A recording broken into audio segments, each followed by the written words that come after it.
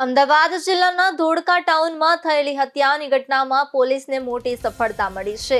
દરબારજી નજીક થયેલી આ હત્યાનો ભેદ ગણતરીના કલાકોમાં જ ઉકેલી લેવાયો છે। મૃતક રાજ વલ્લભસિંહ ઉર્ફે રાજુભા હીરાવાડાની ગળાના ભાગે તીક્ષ્ણ હથિયારના ઘા મારી હત્યા કરવામાં આવી હતી। પ્રાથમિક તપાસમાં જૂની અદાવત અને બોલાચાલી આ હત્યાનું કારણ હોવાનું સામે આવ્યું છે। ઘટના બાદ Dholka town police, LCB, SOG અને ટેકનિકલ ટીમે સંયુક્ત રીતે તપાસ હાથ ધરી હતી। સીસીટીવી ફૂટેજ, ટેકનિકલ સર્વેલન્સ અને માનવ સૂત્રોને આધારે આરોપી સુધી પહોંચી તેને ઝડપી પાડવામાં આવ્યો છે। પોલીસે આરોપી રોશન કુમાર શાહ બિહારીની ધરપકડ કરી છે।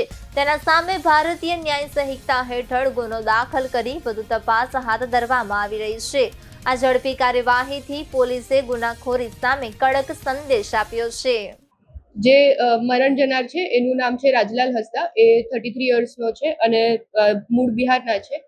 જે મરણ જનાર છે ઓડીમાં એમના ફ્રેન્ડ જે છે એમની જોડે હતા, જેમનું નામ છે રોશન કુમાર શાહ, જે આશરે 30 વર્ષના છે અને બિહારથી બંને 4 તારીખે સાથે અહીંયા ધોળકા આવવા માટે નીકળ્યા હતા અને સવારે 7 જૂનના સવારે ત્યાં ઓડીમાં હતા ત્યારે સામાન્ય ઝઘડો થયેલો હતો અને એમાં બોલાચાલી થતા જે આરોપી છે એમને વિક્ટીમને ધક્કો મારેલો હતો અને ધક્કો વાગતા જ એમને જે તીક્ષ્ણ હથિયાર વડે જે છરી પડી હતી એમનાથી ગળે હુમલો કરીને વિક્ટીમની મરણ નિપજાવેલી હતી। સામાન્ય બોલાચાલી થયેલી હતી અને એમાં ઉશ્કેરાઈને આરોપીએ આવી રીતે એટેક કરવામાં આવ્યો। રૂપિયાની લેતી દેતીનો મામલો હતો। પરિવારને જાણ કરવામાં આવી છે, પરિવારે શું કીધું છે અને કે તે આને કબૂલાત તરીકે આને હત્યા કરી છે? વેરિયસ ટીમ્સ બનાવવામાં આવી હતી ધોળકા ટાઉન દ્વારા।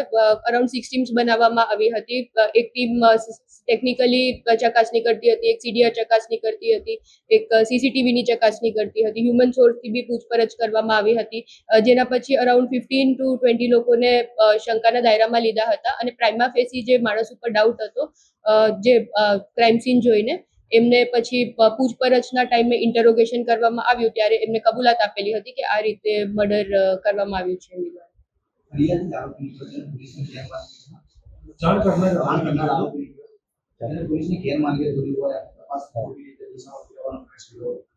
જે જાણ કરનાર હતા એમને જ એ જ આરોપી નીકળ્યા છે।